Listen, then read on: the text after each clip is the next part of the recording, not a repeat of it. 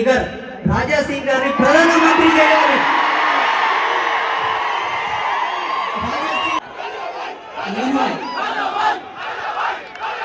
ధీరుడు శూరుడు మరో ఛత్రపతి శివాజీ.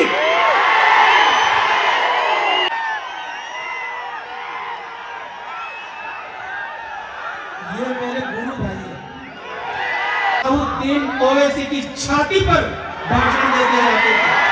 अब कहां से हो रही सारी बीमारियों की जड़ कुरान मजीद, और जब तक ये किताब रहेगी सारे जहां से अच्छा हिंदुस्तान हमारा। अब आगे बेईमानी देखिए, हम बुलबुले हैं इसकी, हम बुलबुले हैं, हम बुलबुले हैं।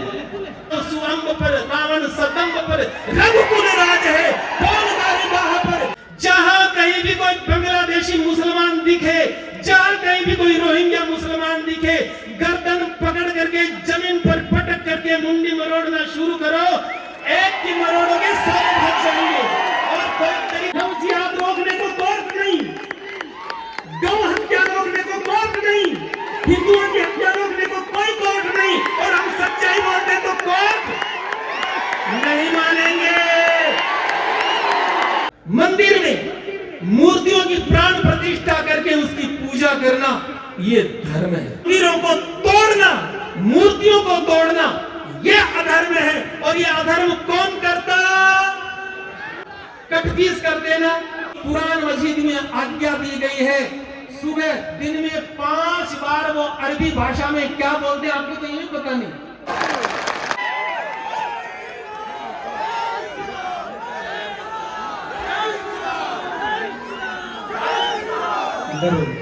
ఒకసారి గట్టిగా భారత్ మాతా కీ, భారత్ మాతా కీ, వందే వందే. రోహింగ్యా భగావ్ అంటాను, మీరు దేశ్ కో బచావ్ అనండి. రోహింగ్యా భగావ్, రోహింగ్యా భగావ్. రోహింగ్యాలు అనేవాడు ఇప్పుడు వచ్చిలేరు. 1200 సంవత్సరాల నుంచి భారతదేశంలో చొరబడుతున్నారు. వచ్చిన షాజహాన్ ఎవడు? వాడు ఒక రోహింగ్యనే. వచ్చినటువంటి అక్బర్ ఎవరు? వాడు ఒక రోహింగ్యనే. వీళ్ళంతెవరు? మన మేనపెద్దమ్మ చుట్టాలా, మన మామూళ్ళ అల్లుళ్ళ? అందుకే ఇప్పటికీ ఈ సమస్య పులిష్ట. ఆ గతి మన మనమంగులు మనల్ని అనుకుండాలంటే టైగర్ రాజా సింగ్ గారిని ప్రధానమంత్రి చేయాలి.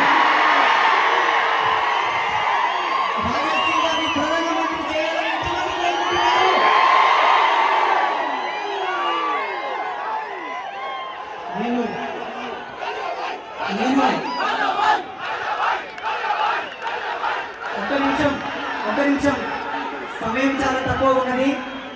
మీరందరూ కేరింతలు పెట్టి మీరందరూ ఉత్సాహపడాలని విషయం చెప్పట్లేదు. నేను ఒక సన్యాసిని, ఒక బ్రహ్మచారిని. నా జీవిత ప్రయాణంలో 14 సంవత్సరాల నా సన్యాస యోగంలో నేను చూసినటువంటి భరతమాత ముద్దు బిడ్డ, వీరుడు ధీరుడు శూరుడు మరో ఛత్రపతి శివాజీ.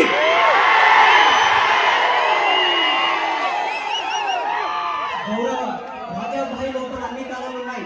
రాజనీతి ఉంది, ధర్మం ఉన్నది, వీరత్వం ఉన్నది, సాంసారికమైనటువంటి ధర్మం ఉన్నది. భారతదేశంలో పుట్టినటువంటి ప్రతి నాయకుడు, భరతమాత బిడ్డ అయినటువంటి ప్రతి నాయకుడు, నష్టన పొట్టు పెట్టినటువంటి ప్రతి నాయకుడు ఉండదలిస్తే రాజా సింగ్ లా ఉండాలని చెప్తూ మరొకసారి ఈ సభా వేదికగా మీకు అందరికి ఒక గౌరవప్రదమైనటువంటి ఆశీర్వాదం ఏంటో, సనాతన ధర్మం ఉంటుంది. సనాతన ధర్మాన్ని ఎవడన్నా తీసివేయాలని చూస్తే మొట్టమొదటి ఈ ప్రకృతి లేని నాడు సనాతనుడు అనేవాడు ఉండడు. అందుకే నీ తాత ముత్తాతల కాంటి ధర్మాన్ని తీసివేయాలని చూశాడు. ఎవడు కూడా ఏం చేయలేకపోయాడు. అందుకే ప్రతి ఒక్కరు ఒక విషయాన్ని బాగా గుర్తుపెట్టుకోవాలి.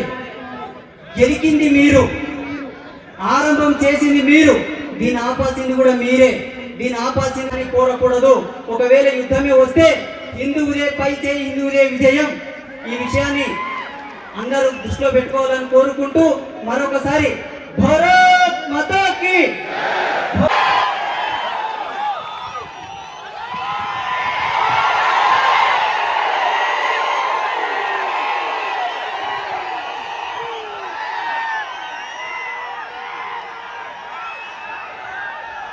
ये मेरे गुरु भाई है। मेरे गुरु आज यहाँ पधारते थे और सलाहुद्दीन ओवैसी की छाती पर भाषण देते जाते थे। ये भी आचार्य श्री धर्मेंद्र सिंह महाराज का चेला, मैं भी उन्हीं का हूँ, इनकी आवाज में सुनाऊंगा आपको। लेकिन मैं उस भूमि से आया हूँ जहाँ महाराणा प्रताप हुए और जिन्होंने 1000 वर्ष तक इन कपटीसों से संघर्ष किया। इसलिए मेरी बात आप सुनिए। मैं आपको देख करके डर रहा हूँ। वक़ातिलू फी सबीलिल्लाहि व अअलमू अन्नल्लाह समीउन अलीम। ये जो घुसपैठ की समस्या है, शुरुआत कहां से हो रही है? सारी बीमारियों की जड़ कुरान मजीद। और जब तक ये किताब रहेगी इस दुनिया में, इस धरती पर शांति हो ही नहीं सकती।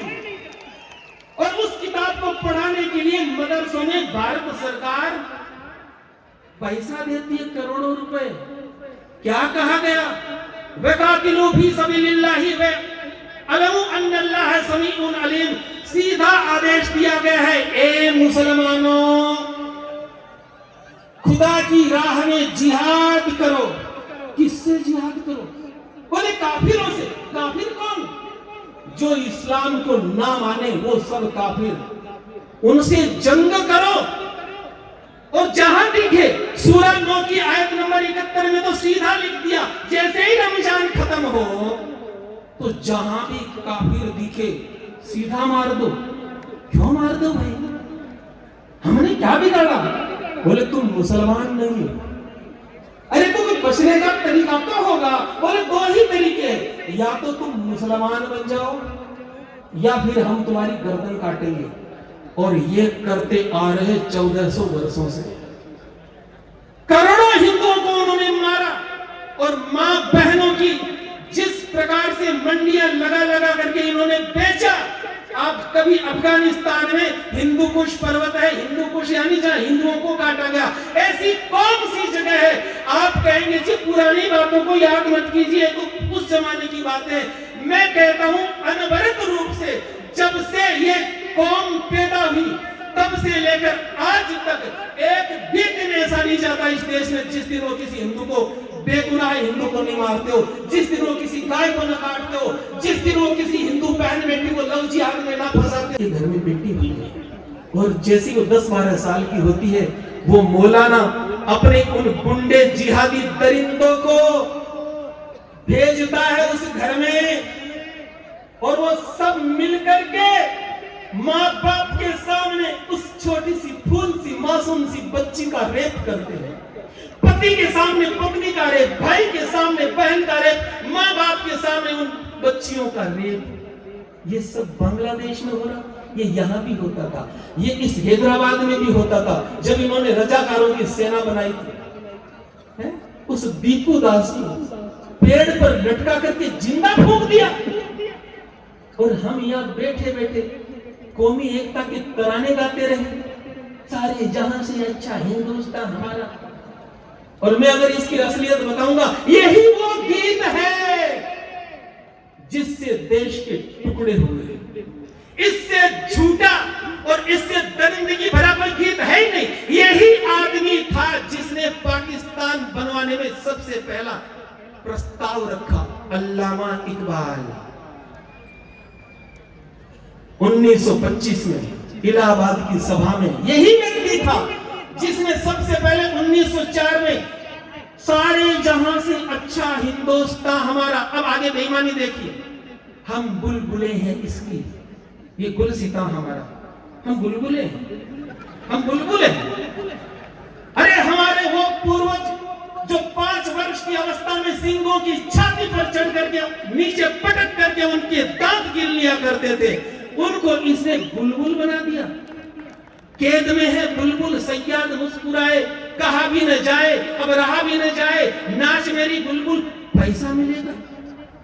बुलबुल है हम वो लोग हैं, इंद्र जिमी जंब पर, बाणव सुअंब पर, रावण सदंब पर, रघुकुल राज है, बोलगारी बाह पर, संबूरती नाह पर, जो सहस्त्र बाहु पर, राम ध्वज राज है, दावा द्रुम दंड पर, चीता मृग झुंड पर, भूषण विदुंड पर, जैसे मृग राज है। तेज तम अंश पर कान्हा जिमी कंस पर, क्यों मलेच्छ वंश पर सिंह शिवराज है, वह है हम और उन लोगों को उस अभागे ने बुलबुल बना दिया, हम बुलबुले हैं इसलिए।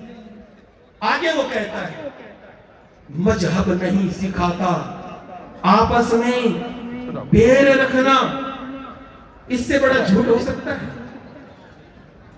जैसे ही रमजान का महीना बीते, जहां भी काफिर दिखे बिना पूछे गर्दन उड़ा दो, ये मजहब ही तो सिखा रहा आपस में बैर रखना। स्थान स्थान पर एक और झूठ आजकल बोला जा रहा, क्योंकि मीडिया का जमाना है, कि मात्र 26 आयतें ऐसी है जो कंट्रोवर्सी पैदा करती है। ये एकदम झूठ। मैं कहता हूं जितना आपको हनुमान चालीसा याद है ना, उतनी मुझे कुरान मजीद याद है मूछ वाले भाई साहब। लेकिन क्योंकि आपने कहा 15 मिनट से ज्यादा मत बोलना, परंतु मैं रात को 2 बजे उठा, जयपुर में फ्लाइट लेकर के यहाँ आया हूं, और जब तक हिंदू राष्ट्र पूरा स्थापित नहीं कर दूंगा बैठने वाला हो गया। मजहब नहीं सिखाता आपस में बैर रखना, ये कौन बोल रहा? अल्लामा इकबाल। अब बेईमानी देखिए, यही आदमी जब पाकिस्तान का प्रस्ताव रखता है मुस्लिम लीग की सभा में, तो ये क्या गाता है? चीनो अरब हमारा, हिंदुस्तान हमारा, मुस्लिम है हम वतन है, सारा जहां हमारा। तुम्हारे बाप का राज है। मैं तो इस देश में मोहम्मद पैदा हुआ, न इस देश में ईसा मसीह पैदा हुए। ये लफंगे घुसपैठिए बन करके आए थे, और इस मजहब की शुरुआत ही घुसपैठ से हुई। घुसपैठ समस्या है ना, कहां से सीखा?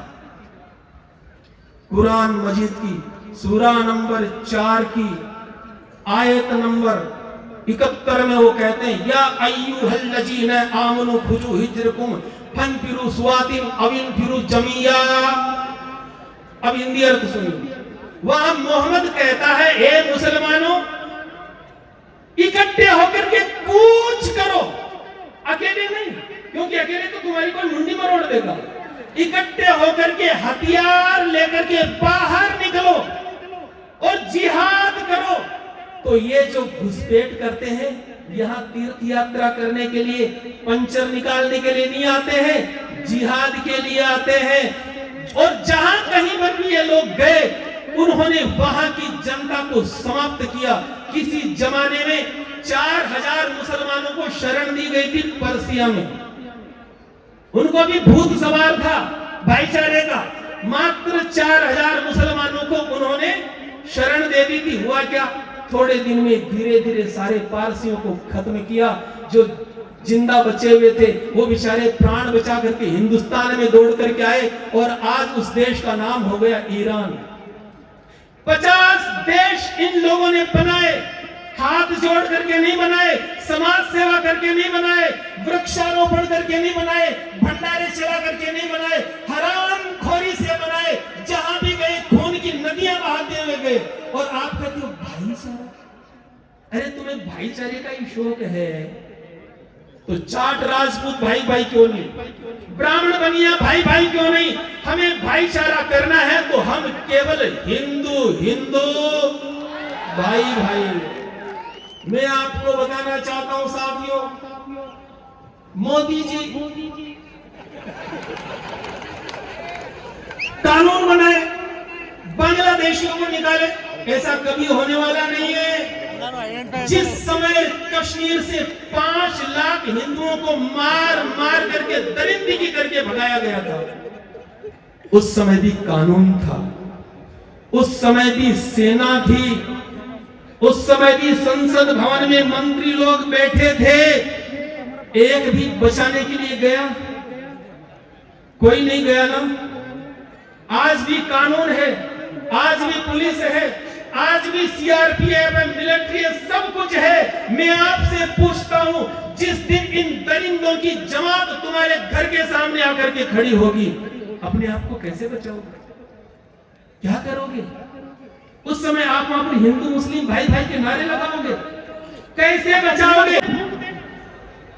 मैं आपको कितना सुनाऊं? आप लोगों का मन खराब हो जाएगा। साथियों, बांग्लादेशी, रोहिंग्या, इनको भगाने का एक ही तरीका है, जहां कहीं भी कोई बांग्लादेशी मुसलमान दिखे, जहां कहीं भी कोई रोहिंग्या मुसलमान दिखे, गर्दन पकड़ करके जमीन पर पटक करके मुंडी मरोड़ना शुरू करो। एक की मरोड़ोगे सारे भाग जाएंगे। और कोई तरीका नहीं है, जिस समय आपके ऊपर आक्रमण होंगे उस समय कोई बचाने नहीं आएगा। आप लोग कहेंगे महाराज ये कैसी बातें कर रहे हो संत होकर के। साथियों, मैं भी आपको बहुत अच्छे अच्छे भजन सुना सकता था, मैं भी बहुत प्यार भरे प्रवचन कर सकता था। इस शहर में कितनी बार कथा सुनाने आया हूं, लेकिन जब याद आती है वो 12,000 महिलाओं ने चित्तौड़गढ़ में जोहर किया, जिंदा चल गई। क्यों चल गई? अरे हमारी एक अंगुली अगर तवे को छू जाए ना, माचिस की दिया सलाई को छू जाए ना, हमारी क्या हालत होती है। तो जो महिलाएं जिंदा अपने आप को जला लिया, वो जब याद आती है खून खोलता है। और साथियों ध्यान रखना, जो जाति, जो समाज, जो कौम अपने ऊपर हुए अत्याचारों का बदला नहीं लेता है, वो जाति, वो समाज जल्दी समाप्त हो जाता है। हमने आज तक अपने ऊपर हुए अत्याचारों का कभी बदला लिया ही नहीं, हमने मुंह तोड़ जवाब दिया ही नहीं। और जब जब दिया उसके परिणाम मैं आपको बताना चाहता हूं। जब पहला मोहम्मद बिन कासिम आया, पहली बार हिंदुओं को पता चला कि इतने नीच लोग भी दुनिया में होते कि रात को सोते समय आक्रमण करके मारा और महिलाओं को उठा कर ले गए। चित्तौड़गढ़ से बप्पा रावल खड़े हुए, जो नमूना कहता कि बुलबुलें हैं इसकी। मैं बताना चाहता हूं, बप्पा रावल चित्तौड़गढ़ से निकले और इन दरिंदों का, इन कटपीसों का पीछा किया। जहां भी दिखे उनको काटते गए, काटते ईरान तक जाकर उन्होंने अपनी सत्ता स्थापित की। और आज जहां रावलपिंडी, वहां उन्होंने अपनी सेना की छावनी बनाई। 32 शहजादियों से उन्होंने शादी की। अपने प्राण बचाने के लिए इन कटपीसों ने अपनी शहजादियां प्रदान की। तो मैं हिंदू राष्ट्र पूरा स्थापित करके उतरूंगा नीचे।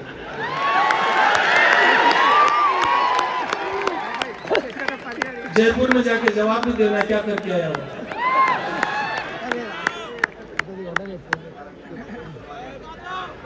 कोर्ट हमारे लिए है, उनके लिए कोर्ट नहीं। लव जिहाद रोकने को कोर्ट नहीं, गौ हत्या रोकने को कोर्ट नहीं, हिंदुओं की हत्या रोकने को कोई कोर्ट नहीं। और हम सच्चाई बोलते तो कोर्ट नहीं मानेंगे। साथियों, एक ही उपाय है, संगठित होना पड़ेगा। संगठित और हम दो हमारे जो इस बीमारी से बाहर निकलिए। और वो नमूने कहते हैं हम 5 हमारे 25, अधिक से अधिक संतान को जन्म देना है। अरे हमें तो अपना कैरियर बनाना है, हम उनको कैसे बड़ा करेंगे? बड़ा करने का काम भगवान करते हैं। 84 लाख योनियों में भटकने के बाद ये मानव तन मिलता है। किसी भटकते हुए प्राणी, किसी आत्मा को मनुष्य जन्म दे देना, इससे बड़ा कोई पुण्य नहीं होता। जीत उसकी होती है जिसकी संख्या होती है। और अपनी संतान को शेर बनाओ, अपनी लड़कियों को झांसी की रानी बनाओ। बच्चों को बचपन में ट्विंकल ट्विंकल लिटिल स्टार ना सिखाओ, उनको फायरिंग सिखाओ, तलवारबाजी सिखाओ। अपनी लड़कियों को डांस क्लासेज में मत भेजो, मार्शल आर्ट में भेजो। और मैं कहता हूं, अगर आपके पास में टाइम हो, शिविर लगाइए, आरएसएस की शाखा में भेजिए, बजरंग दल के स्वयंसेवकों के साथ भेजिए, उनके ट्रेनिंग सेंटरों में भेजिए। आज संकल्प लेकर के जाइए यहां से। अपनी जिंदगी में किसी भी मुसलमान से कोई संबंध नहीं रखेंगे।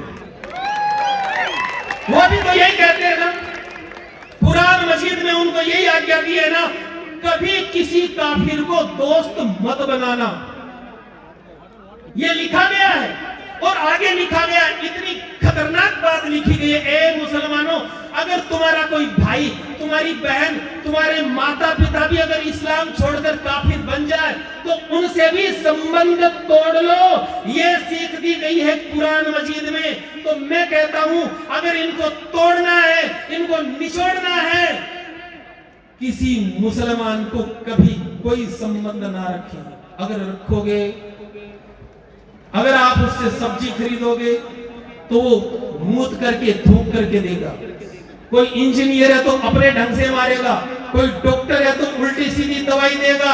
कई लोग कहते हैं शिक्षा का बड़ा अभाव है इन लोगों में, इसलिए ऐसा करते हैं।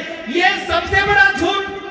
ये जितने बड़े बड़े आतंकवादी है, सब के सब पढ़े लिखे हैं। जो कमजोर अनपढ़ मुसलमान है वो फिर भी ठीक है, और जो जितना पढ़ा लिखा वो उतना ही निकृष्ट है।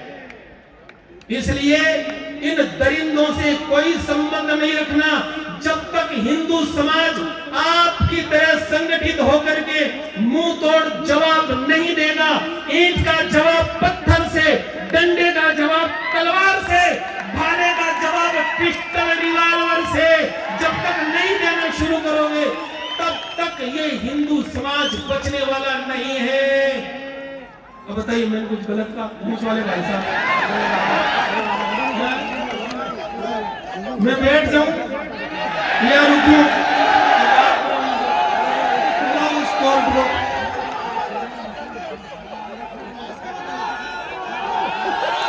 धर्म का कैसे होगा? केवल पान खाने से होगा? पहले ये तो समझो अधर्म है क्या। हम ये भी भूल गए धर्म क्या है, अधर्म क्या है। मंदिर में मूर्तियों की प्राण प्रतिष्ठा करके उसकी पूजा करना ये धर्म है, और उन मंदिरों को तोड़ना, मूर्तियों को तोड़ना ये अधर्म है। और ये अधर्म कौन करता?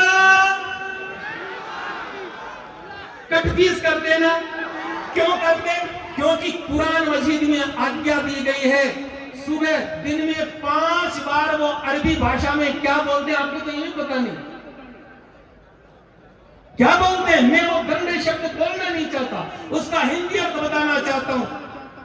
अल्लाह अकबर, धीरे से बोलो। हमारा अल्लाह सबसे बड़ा है, मतलब तुम्हारे राम जी, कृष्ण जी, हनुमान जी ये कुछ भी नहीं, तुम्हारे बाप का राज है। असद अल्लाह ला इलाहा मुहम्मदुर रसूलुल्लाह। फिर आगे वो नमूने कहते हैं, हमारे अल्लाह के सिवा कोई पूजनीय नहीं है। हमारी भूमि पर रहते हो, हमारा खाते हो, अरे हम तुम्हें हज की सब्सिडी का पैसा देते हैं, हमारे बिना, अरे हमारे सहयोग के बिना तुम आज तक अपने पजामे की और कुर्ते की साइज तय नहीं कर पाए। हमारी गाड़ियों के पंचर निकाल करके अपना जीवन जीते हो नमूनों, और तुम सिखाओगे कि पूजनीय कौन है और कौन नहीं है।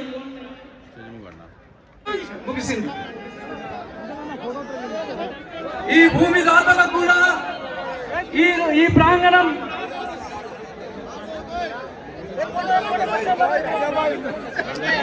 భూమి దాతలకు కొంతం ఫ్యామిలీకి మరి print media, electronic media, police శాఖకు మరి దీంతో విచ్చేసిన హిందూ బంధువులందరికీ కూడా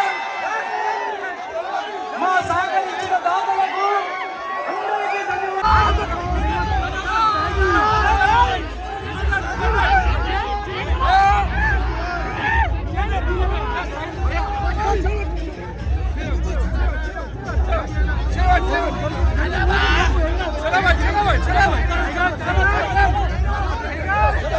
Selamat.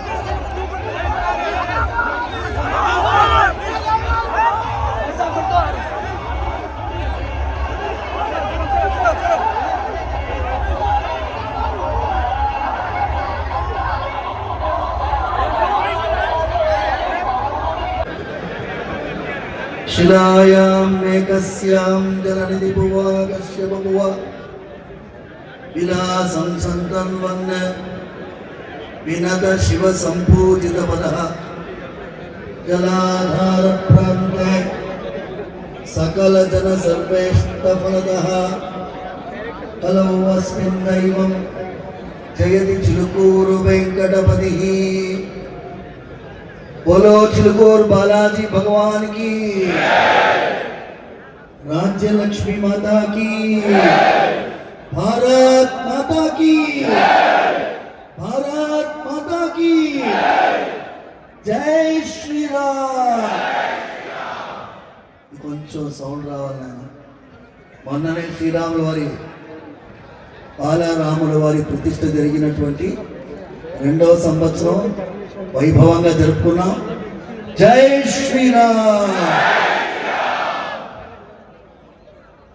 మా స్వామివారు చిలుకూరుకి దర్శనానికి వచ్చినటువంటి వారు మీరు ఎంతమంది నాకు చెయ్యొద్దండి. మీరందరూ చెయ్యొద్దారంటే స్వామివారికి మీరంటే ఇష్టం, స్వామివారికి మీరంటే ఇష్టం. మీకు స్వామివారు అంటే ఇష్టమా? ఎంత ఇష్టం? ఎంత ఇష్టం? ఈ ధర్మాన్ని కాపాడే అంత ఇష్టం అని చెప్పాలి. ఈ ధర్మాన్ని కాపాడే అంత ఇష్టం మీ అందరికీ. ఎంతమంది కొన్ని చెయ్యొద్దండి. 2 చేతులు ఇట్లా గట్టిగా బోలో భారత్ మాతా కీ. ఎడమ వైపు అమ్మవారు భూదేవి ఉంటారు. భూదేవి యొక్క అవతారమే ఈ భూమాత, భరతమాత. ప్రపంచానికి గుండెకాయ లాంటిది భారతమాత. భరతమాత గుండెలో ధర్మం ఉంటే ప్రపంచం జీవిస్తుంది.